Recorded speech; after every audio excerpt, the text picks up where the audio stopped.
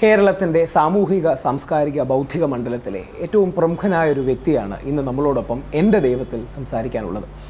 Shri Cherian Philip, രാഷ്ട്രീയ ചിന്തകൻ, സാമൂഹിക നിരീക്ഷകൻ, 4 പതിറ്റാണ്ടിലേറെ ഉള്ള അനുഭവ സമ്പത്ത്, എല്ലാ കാര്യങ്ങളിലും കൃത്യമായ ദർശനവും കാഴ്ചപ്പാടും വ്യക്തമായ വാക്കുകളിൽ നമ്മളോട് ആർട്ടിക്കുലേറ്റ് ചെയ്യുന്ന ശ്രീ ചെറിയാൻ ഫിലിപ്പിന് സ്വാഗതം.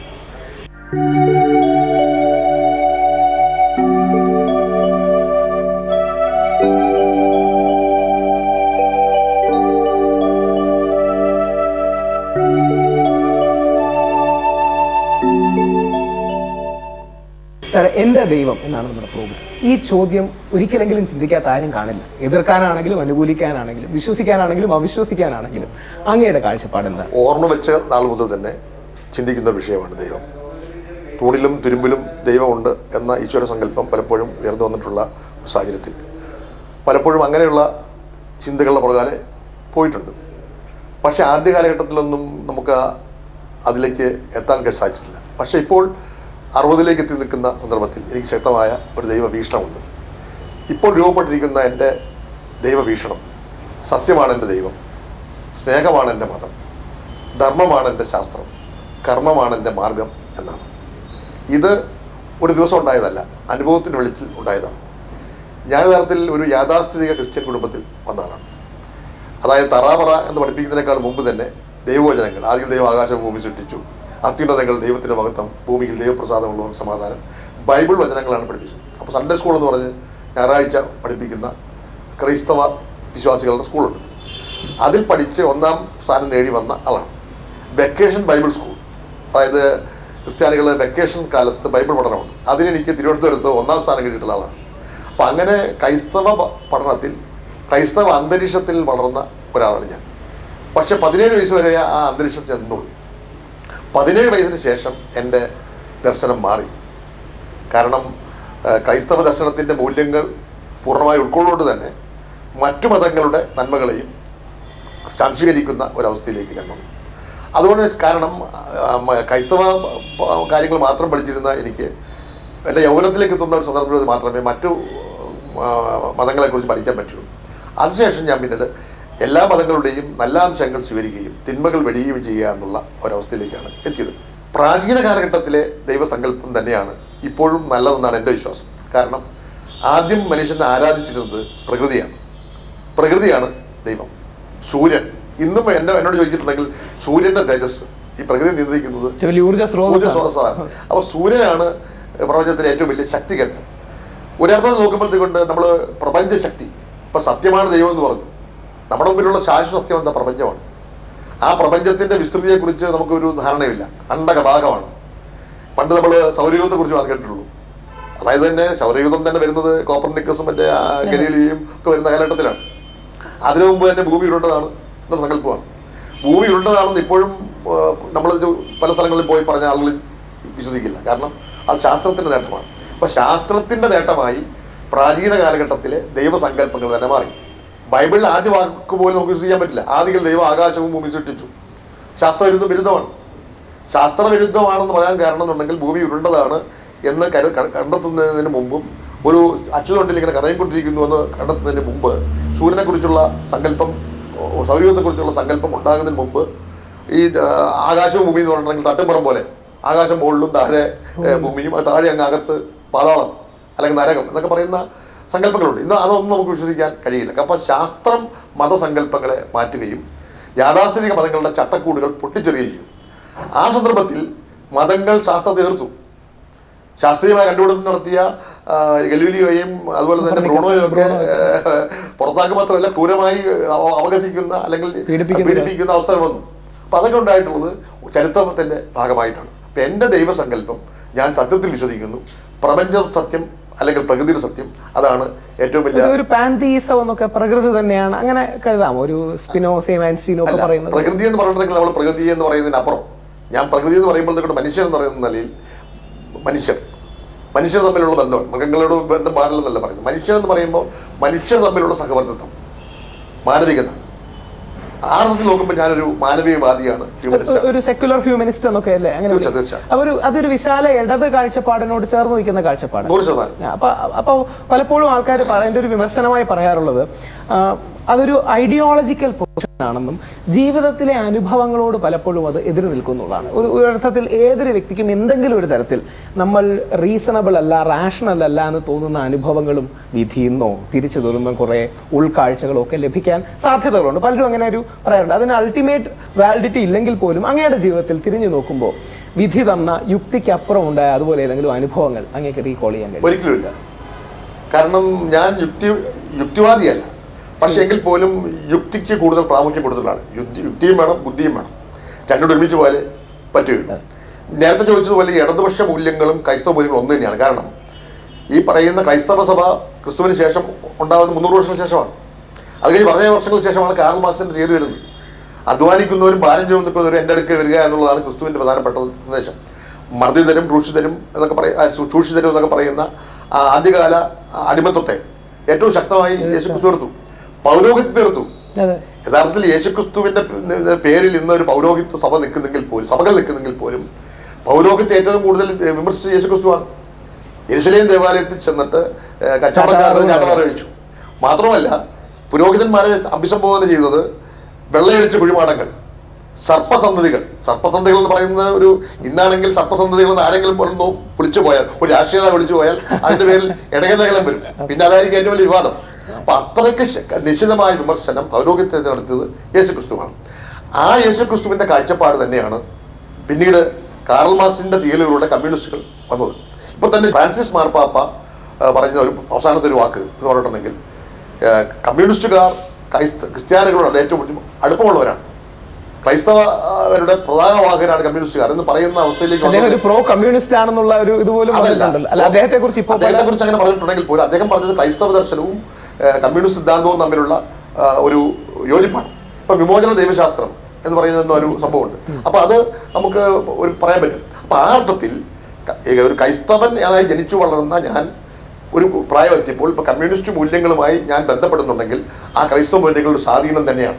അപ്പം ഞാൻ പറഞ്ഞത് ദൈവസങ്കല്പം മതങ്ങളിൽ നിന്നാണ് ഉണ്ടായെങ്കിലും ദൈവത്തോട് അടുക്കുക എന്ന് പറഞ്ഞിട്ട് എന്താ, അല്ലെങ്കിൽ ഈ പ്രപഞ്ചത്തോട് അടുക്കുക, പ്രകൃതിയോട് അടുക്കുക, മനുഷ്യരോട് അടുക്കുക, സഹജീവികളോടുള്ള സ്നേഹം വയ്ക്കുക. അങ്ങനെ വരുമ്പോൾ ഈ മതങ്ങളിലെല്ലാം നല്ല അംശങ്ങളുണ്ട്. ആ നല്ല അംശങ്ങൾ മുഴുവൻ ഞാൻ സ്വീകരിക്കും. അക്കിത്തം ഒരിക്കൽ പറയുകയുണ്ടായി, അദ്ദേഹം വേദങ്ങളിൽ നിന്നാണ് അദ്ദേഹത്തിന്റെ മാർക്സിസം കമ്മ്യൂണിസം കണ്ടെത്തിയത്. അങ്ങ് ക്രിസ്തീയ ദർശന കാര്യം പറഞ്ഞു, ഇസ്ലാമിക് സോഷ്യലിസം പോലുള്ള സങ്കല്പം പോലും ചില രാജ്യങ്ങളുണ്ട്. പക്ഷേ ഇന്ന് ഒരു ആഗോള മൂലധനത്തിന്റെ കടന്നുകയറ്റം, ഒരു ഗ്ലോബൽ ക്യാപിറ്റലിന്റെ ഫോഴ്സിൽ ഈ ലെഫ്റ്റ് ഓഫ് സെന്റർ എന്ന് വിളിക്കാൻ കഴിയുന്ന മതങ്ങളടക്കം, അതായത് അവർക്ക് കൂടുതൽ ഒരു സോഷ്യൽ പെർസ്പെക്റ്റീവ് ഉണ്ടല്ലോ. പക്ഷേ ഈ ഗ്ലോബൽ ക്യാപിറ്റലിന്റെ കടന്നുകയറ്റത്തിൽ ഇതിനെല്ലാം അപ്രസക്തമാകുന്ന ഒരു എക്കണോമിക് ഫണ്ടമെന്റലിസത്തിലേക്ക് പോകുന്നുണ്ട് എന്നൊരു വിമർശനം, ഒരു മാർക്കറ്റ് ഫണ്ടമെന്റലിസം എന്നൊക്കെ ഇടതുചിന്തകർ വിളിക്കുന്ന ഒരു കാഴ്ചപ്പാടിലേക്ക് ലോകം പോകുന്നുണ്ടോ?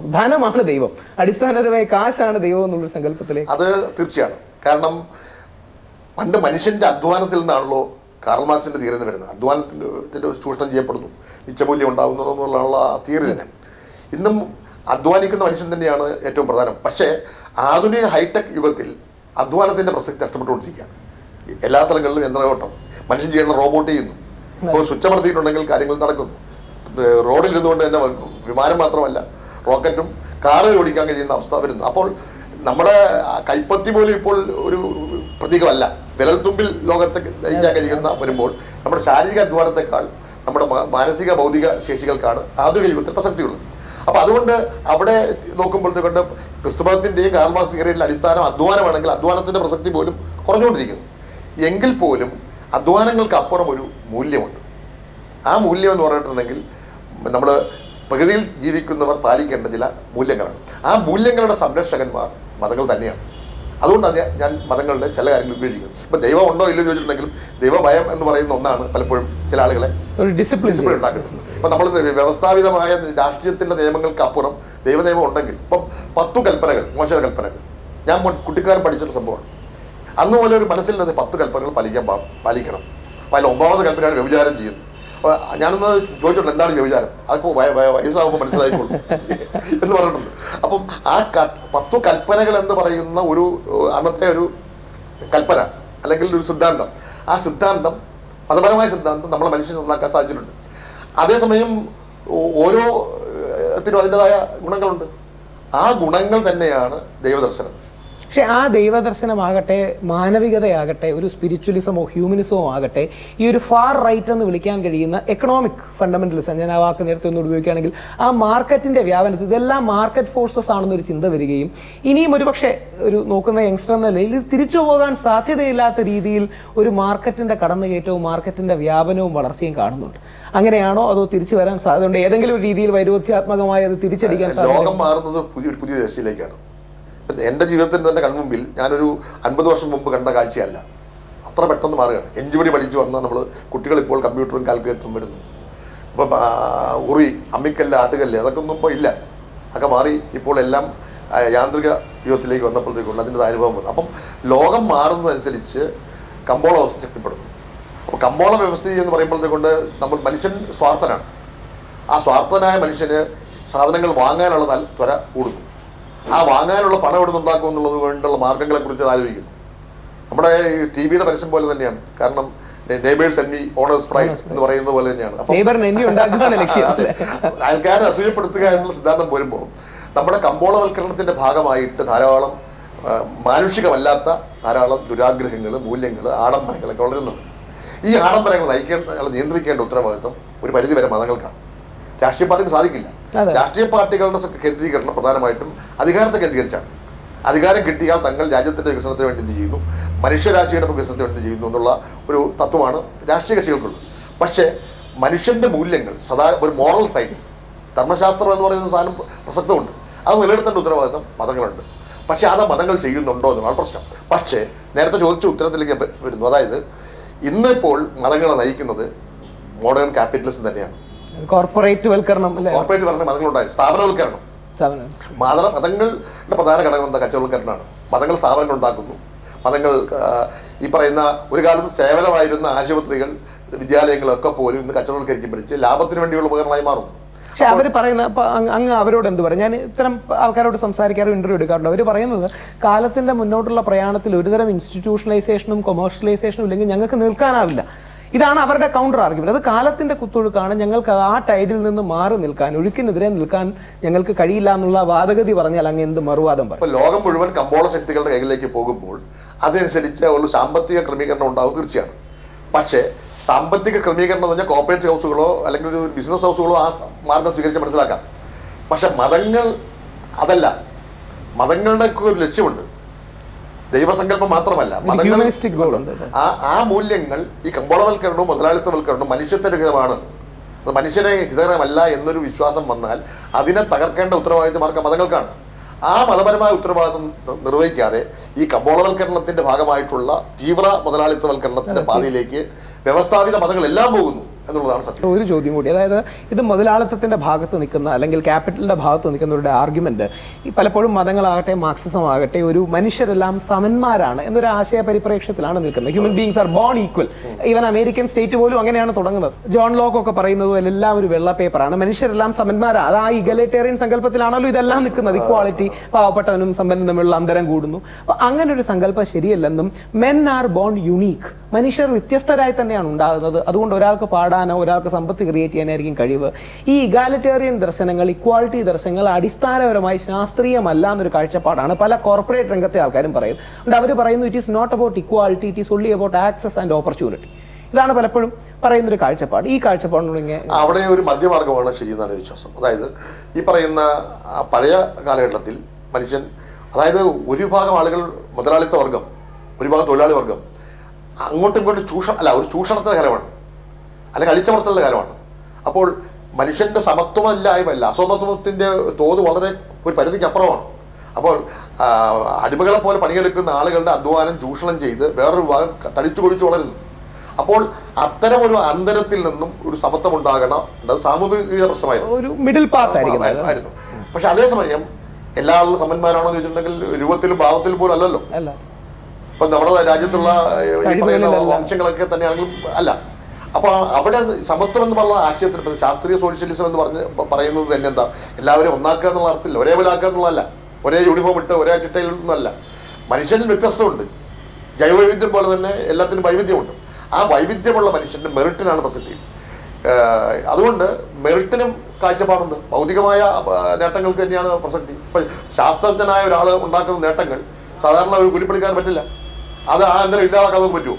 അപ്പം അതുകൊണ്ട് യോഗ്യതയുടെയും അർഹതയും അടിസ്ഥാനത്തിൽ മനുഷ്യൻ അന്തരം തന്നെയുണ്ട്. പക്ഷേ സാമ്പത്തികമായ അന്തരം, അതായത് ഒരാൾ വളരെ ആർഭാടമായി ജീവിക്കുന്നു, വേറെ ആൾ പട്ടിണി കിടക്കുന്നു, ആ അന്തരം ഒഴിവാക്കുന്നതിനുള്ള സമത്വമാണ്. ഒരു ബേസിക് നെസസിറ്റി എല്ലാവരുടെയും ഫുൾഫിൽഡ് ആണ്. അതായത് ദാരിദ്ര്യം, തൊഴിലില്ലായ്മ തുടങ്ങി പാർപ്പിടം പ്രശ്നങ്ങൾ അങ്ങനെയുള്ള മനുഷ്യന് വേണ്ട പ്രാഥമികമായ ആവശ്യങ്ങളുടെ കാര്യത്തിൽ ഒരു സമത്വം ഉണ്ടാവണം. അങ്ങ് പക്ഷെ എല്ലാ വിഷയങ്ങളെ കുറിച്ചും ആഴത്തിൽ ചിന്തിക്കുകയും സംസാരിക്കുന്ന ഒരു വ്യക്തിയാണ്. അങ്ങ് വളർന്നു വന്നപ്പോൾ ഒരു റോൾ മോഡലായി കണ്ടിരുന്നത് ആരെയാണ്? ആരുടെ ചിന്തകളോ പ്രഭാഷണങ്ങളോ ആഴമേറിയ വിശകലനങ്ങളോ ആണ് അങ്ങേ ആകർഷിച്ചത്? അങ്ങനെ ഒരു റോൾ മോഡൽ പറയാനില്ല. ഞാൻ ക്രൈസ്തവ അന്തരീക്ഷത്തിൽ വളർന്നപ്പോൾ യേശുക്രിസ്തു എന്നുള്ള ഒരു പ്രതിപക്ഷം ആണ് എൻ്റെ മുമ്പിൽ വളർന്നത്. ഏതാണ്ട് ഞാൻ സ്കൂളിൽ പഠിച്ചതും ക്രൈസ്തവ അന്തരീക്ഷത്തിലുള്ള സെൻറ് ജോസ് സ്കൂളിലാണ്. പ്രീ ഡിഗ്രി പഠിക്കുമ്പോഴും ഞാൻ മാറിവാനസ് കോളേജിലാണ്. പിന്നീട് യൂണിവേഴ്സിറ്റി കോളേജ് ചേരുന്ന സമയം 17 വയസ്സായപ്പോഴാണ് വരുന്നത്. അപ്പോൾ ഞാൻ മറ്റു മതങ്ങളെക്കുറിച്ച് പഠിക്കാൻ ഇടയായി. പ്രത്യേകിച്ച് ഞാൻ ആ കാലഘട്ടത്തിൽ ചിന്മയാണെന്നതിൻ്റെ പ്രസംഗം കേൾക്കാൻ പോയിരുന്നു. യൂണിവേഴ്സിറ്റി സെൻറ് ജോണിലൊക്കെ ഉണ്ട്. അപ്പോൾ അദ്ദേഹത്തിൻ്റെ ഈ മനോഹരമായ പ്രസംഗം കേൾക്കുമ്പോൾ ആ പ്രസംഗത്തിൻ്റെ താളവും ഇമ്പവുമായിരുന്നു. പിന്നീട് ഞാനത് ശ്രദ്ധിച്ചിട്ടുണ്ട്. പിന്നെ ചില മൗലവിമാരുടെ പ്രസംഗങ്ങൾ ഞാൻ കേട്ടിട്ടുണ്ട്. ഈ പാളയം പള്ളിയുടെ അപ്പുറത്ത് ഇരുന്നുകൊണ്ട് എന്നാലും നമുക്ക് കേൾക്കാം. ഞാൻ വളരെ ശ്രദ്ധയോടെ കേട്ടിട്ടുണ്ട്. അപ്പോൾ ഈ മതപ്രഭാഷണങ്ങൾ കേട്ട് എല്ലാ മതങ്ങളുടെയും നല്ല അംശങ്ങൾ എന്തൊക്കെയാണെന്നുള്ളത് കുട്ടിക്കാലം പോലെ വെച്ചിട്ടുണ്ട്. എന്ന് വെച്ചാൽ മതത്തിൽ ഞാനൊരു റോൾ മോഡൽ കണ്ടിട്ടില്ല. അവരെല്ലാം മതപ്രചാരകന്മാരാണ്. ഏതെങ്കിലും സാമൂഹിക പ്രവർത്തകരിലോ സോഷ്യൽ ആക്ടിവിസ്റ്റുകളിലോ അങ്ങനെ റോൾ മോഡൽ? ചിലരുടെ പ്രസംഗം, ചിലരുടെ നിസ്വാർത്ഥത, ചിലരുടെ കാര്യക്ഷമത. അല്ല, ആദ്യ കാലങ്ങളിൽ എന്നെ ഏറ്റവും സ്വാധീനിച്ച വ്യക്തിയാക്കിയാണ് തന്നെയാണ്. കാരണം അദ്ദേഹത്തിന് ജീവിത ലാളിത്യം ഉണ്ടായിരുന്നു. പിന്നെ മാത്രമല്ല കൃത്യനിഷ്ഠ ഉണ്ടായിരുന്നു. അങ്ങനെയുള്ള ചില മൂല്യങ്ങൾ മറ്റു രാഷ്ട്രീയക്കാർക്കില്ലാത്ത പണത്തോടുള്ള പ്രതിപറ്റുണ്ടായിരുന്നില്ല. മദ്യം, സ്ത്രീ തുടങ്ങിയവരോടൊന്നും യാതൊരു പ്രതിപറ്റുണ്ടായിരുന്നില്ല. അപ്പം മറ്റുള്ള നിന്നെല്ലാം വേറിട്ടുള്ള ഒരാളായിരുന്നുകൊണ്ട് എനിക്ക് AK ഒരു ആരാധന ഉണ്ടായിരുന്നു. ഇപ്പോൾ എനിക്ക് ആരാധനയില്ല. കാരണം അദ്ദേഹം പിന്നീട് വർഷങ്ങൾ കഴിഞ്ഞപ്പോൾ എല്ലാ ജാതിമത ശക്തികളോടും കോംപ്രമൈസ് ചെയ്തു. മാത്രമല്ല പണത്തോടോ സ്ത്രീയോടോ മദ്യത്തോടോ അദ്ദേഹത്തിന് പ്രതിപത്തി ഇല്ലെങ്കിൽ പോലും അധികാരത്തോട് ആസക്തിയാണ്. ആസക്തി നല്ലൊരു ആർത്തിയാണ്. അധികാരമില്ലാതെ അദ്ദേഹത്തിന് നിൽക്കാൻ കഴിയില്ല. അപ്പം അതുകൊണ്ട് അദ്ദേഹത്തെ റോൾ മോഡലായി കണ്ടിരുന്ന ഞാൻ ഇപ്പോഴും ഞാൻ അദ്ദേഹത്തിൻ്റെ ചില കാര്യങ്ങളോട് യോജിക്കുന്നു. പക്ഷേ പ്രധാനപ്പെട്ട കാര്യങ്ങളോട് എനിക്ക് യോജിപ്പില്ല. ഒരു വിഷയം കൂടി, ഇപ്പൊ അങ്ങക്ക് തിരിഞ്ഞു നോക്കുമ്പോൾ ഞാൻ അനുഭവങ്ങളെ കുറിച്ച് ചോദിച്ചു. പലപ്പോഴും വിശ്വാസികൾ അവരുടെ ജീവിതത്തിലെ ചിന്തകളെയും ദർശനങ്ങളെയും അനുഭവങ്ങളുടെ അടിസ്ഥാനത്തിലാണ് പറയുന്നത്. അങ്ങ് പറഞ്ഞു പക്ഷേ യുക്തിയാണ് മുഴുവനും. യുക്തിക്ക് അതീതമായ ഒരു ചിന്തയും അങ്ങയുടെ ഈ 6 ദശാബ്ദങ്ങൾ നീണ്ട ജീവിതത്തിൽ ദൈവീകം, വിധിയുടെ വിളയാട്ടം എന്നൊക്കെ തോന്നുന്നു ഒരു ചിന്ത? ഞാൻ അങ്ങനെ ഒരു വിധിയിൽ വിശ്വസിക്കുന്ന ആളല്ല. പുനർജന്മ, പൂർവ്വജന്മ, മരണാനന്തരം എന്താവുമെന്നാണ് അങ്ങയുടെ ഒരു കാര്യം? മരണാനന്തരം ഒന്നും ആവില്ലെന്നുള്ളതാണ് എൻ്റെ വിശ്വാസം. എന്നുണ്ടെങ്കിൽ നമ്മുടെ ഈ ലോകത്തിൽ ഈ പറയുന്ന പ്രപഞ്ചം നോക്കും, മന്വന്തരങ്ങൾ വർഷങ്ങൾക്ക് പാരമ്പര്യമുള്ള ലോകത്തിൽ ചെറു പുഴുക്കളാണ്. എത്രയോ പുഴുക്കൾ അപ്പം നൈമിഷികമാണ് നമ്മുടെ ജീവിതം. മരിച്ചു കഴിഞ്ഞാൽ നമ്മളൊന്നുമല്ല. ഒരു ഈ ആത്മാവെന്നൊക്കെ പറയുന്ന സെൽഫ്, ഒരു അൾട്ടിമേറ്റ് ആയിട്ടൊരു സ്പിരിറ്റ്, സെൽഫ്, സോള് അങ്ങനെയുണ്ടോ? അതോ മനുഷ്യൻ അടിസ്ഥാനപരമായി ശരീരവും ബ്രെയിനും മാത്രമാണോ? എന്താ അങ്ങനെ ഒരു ജീവിച്ചിരിക്കുന്ന ജനിക്കുമ്പോൾ മുതലുള്ള മനുഷ്യന്റെ പ്രവർത്തിക്കുമ്പോൾ ആ പ്രവർത്തനത്തിന്റെ ഭാഗമായി ഒരു നമ്മൾ കണ്ടിട്ടില്ലാത്ത ചില ഊർജ്ജമുണ്ട്. അത് ആ പ്രവർത്തനത്തിന്റെ ഭാഗമായി യന്ത്രം അവസാനിപ്പിക്കുമ്പോൾ ആ ഊർജ്ജം അവസാനിക്കുന്നു എന്ന് തന്നെയാണ്.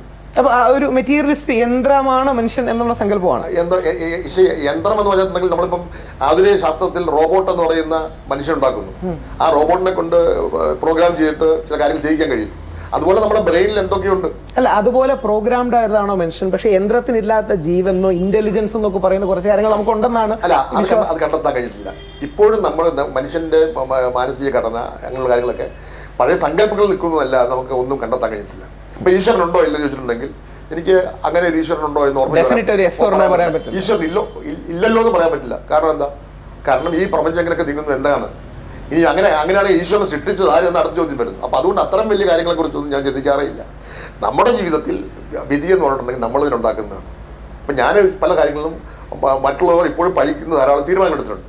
അത് എൻ്റെതായ തീരുമാനങ്ങളുണ്ട്. അതിൻ്റെ ഗുണവും ദോഷവും ഞാൻ തന്നെ അനുഭവിക്കാൻ ബാധ്യസ്ഥനാണ്. അത് ഞാൻ ആരെയും കുറ്റപ്പെടുത്തുക, അത് എൻ്റെ വിധിയാണ്, എൻ്റെ കുഴപ്പമൊന്നും പറഞ്ഞില്ല. ഞാൻ ചില കാര്യങ്ങൾ എടുത്തിട്ടുള്ളത് എൻ്റെ അന്നത്തെ ബുദ്ധിക്കും യുക്തിക്കും അനുസരിച്ചാണ്. ആ ബുദ്ധിക്കും അനുസരിച്ച് എൻ്റെ തീരുമാനങ്ങൾ മാറും. ജനിക്കുമ്പോൾ മുതൽ അവസാനം വരെ ഒരു പാർട്ടി നിൽക്കണം, ഒരു മതത്തിൽ നിൽക്കണം എന്ന് പറഞ്ഞാൽ ഞാൻ വിശ്വസിക്കുന്നില്ല. കാരണം എന്താ? ജ്ഞാനബോധം വളരുമ്പോൾ നമ്മുടെ ചിന്താഗതിയിൽ മാറ്റം ഉണ്ടാകുന്നു. ആ മാറ്റങ്ങൾക്കനുസരിച്ച് നമ്മൾ പ്രവർത്തിക്കാൻ ബാധ്യസ്ഥമാണ്. ഞാൻ 50 വർഷം മുമ്പ് ജീവിച്ചിരുന്ന സമൂഹമല്ല ഇപ്പോൾ. അത് പ്രത്യയശാസ്ത്രങ്ങളുടെ കാര്യത്തിൽ എനിക്ക് അഭിപ്രായ വ്യത്യാസമുണ്ട്. അതായത് കാലത്തിനനുസരിച്ച് മാറുന്നില്ലെങ്കിൽ പ്രത്യയശാസ്ത്രങ്ങളും കലകരണപ്പെട്ടതാകും, തത്വങ്ങൾ കലകരണപ്പെട്ടതാകും. അപ്പം ജീവിതത്തിൽ 50 വർഷം മുമ്പ് ഞാൻ ജീവിച്ച സാഹചര്യത്തിൽ തന്നെ ഇപ്പോൾ ജീവിക്കണമെന്ന് പറഞ്ഞാൽ നടക്കത്തില്ല. അന്ന് എൻ്റെ ഭൗതികമായ വളർച്ചയേക്കാൾ വലിയ ഭൗതികമായ വളർച്ചയപ്പോൾ ഞാൻ ചിന്തിക്കുന്ന അന്നതിൽ നിന്ന് വ്യത്യസ്തമാണ്. ആ വ്യത്യസ്തമായ ചിന്ത ചിലപ്പോൾ ഇനിയിപ്പം മാറിയേക്കാം. അപ്പോൾ ലോകത്തിൽ നമ്മുടെ ചിന്തകളും മാറ്റത്തിന് വേണ്ടി നിൽക്കുന്നതാണ്. അവ മാറിക്കൊണ്ടിരിക്കും. അതുകൊണ്ട് ഞാൻ എടുക്കുന്ന മാറ്റത്തിന് പോലും മാറ്റമുണ്ട്. അതുകൊണ്ട് മാറിക്കൊണ്ടിരിക്കും. ആ സാഹചര്യങ്ങളാണ്. രാഷ്ട്രീയമായാലും മതമായാലും എൻ്റെ തീരുമാനങ്ങളൊന്നും അന്തിമമല്ല. ചിലപ്പോൾ എൻ്റെ തീരുമാനങ്ങൾ നാളെയും മാറാം. കാരണം അപ്പോൾ ഉണ്ടാകുന്ന പുതിയ പുതിയ അറിവുകളാണ് എന്നെ ലഭ്യമായ അറിവിലാണ് ആളുകൾ എന്നെ മാറ്റുന്നത്. അല്ലാതെ ഞാനിങ്ങനെ ജനിച്ചപ്പോൾ മുതൽ തന്നെ ക്രിസ്ത്യാനി ആയതുകൊണ്ട് മരിക്കുന്നവരെ ക്രിസ്ത്യാനിയായി ഇരിക്കണം. ഉദാഹരണത്തിന് ക്രൈസ്തവ ദർശനമനുസരിച്ച് ആണെങ്കിൽ നമ്മുടെ പള്ളി നടക്കുക എന്നുള്ളതാണ്. ഇപ്പം തിരുവനന്തപുരം പാറ്റൂർ പള്ളിയിലാണ് നടക്കേണ്ടത്. എൻ്റെ പിതാവിനും മാതാവിനും അടക്കിയിട്ടുള്ളത്. പക്ഷെ ഞാൻ ഒരിക്കലും പള്ളിയിൽ നടക്കാൻ ആഗ്രഹിക്കുന്നില്ല. എൻ്റെ ശരീരം പള്ളിയിൽ അടക്കുകയല്ല വേണ്ടത്. എൻ്റെ ശരീരം കത്തിച്ച് കളയണം. അതായത് തൈക്കാട് ശാന്തി കവാടത്തിൽ ഇലക്ട്രിക് ശ്മശാനത്തിൽ കൊണ്ട് കത്തിച്ചാൽ 10 മിനിറ്റ് കൊണ്ട് സംഭവം ചാരമായി തീരും. അതല്ലേ ഏറ്റവും നല്ലത്. പരിസ്ഥിതിക്കും ചേർന്നതല്ലേ. അപ്പം അതുകൊണ്ട് മനുഷ്യാനി മണ്ണാകുന്നു, മണ്ണിനോട് ചേരും. മണ്ണിൽ നിന്ന് വളർന്ന ആൾ, അതുകൊണ്ട് മണ്ണിൽ തന്നെ ചേരണമെന്നുള്ള സങ്കല്പത്തിനോട് എനിക്ക് യോജിപ്പില്ല. ചാരമാക്കുന്നതാണ് കൂടുതൽ നല്ലത് എങ്കിൽ അതായിരിക്കും നല്ലത് എന്നാണ് എൻ്റെ വിശ്വാസം. അങ്ങയുടെ ചിന്തകൾ എന്തായാലും വളരെയധികം നന്ദി. ഒരിക്കലും ആ ചിന്തകൾ മലയാളിയുടെ ബോധമണ്ഡലത്തിൽ എന്നും ജീവനോടെ നിൽക്കട്ടെ. അത് ചാരമാകില്ല എന്ന് ഞങ്ങൾക്ക് ഉറപ്പുണ്ട്. അങ്ങയുടെ ദർശനങ്ങൾക്കും കാഴ്ചപ്പാടുകൾക്കും വളരെ നന്ദി. Thank you.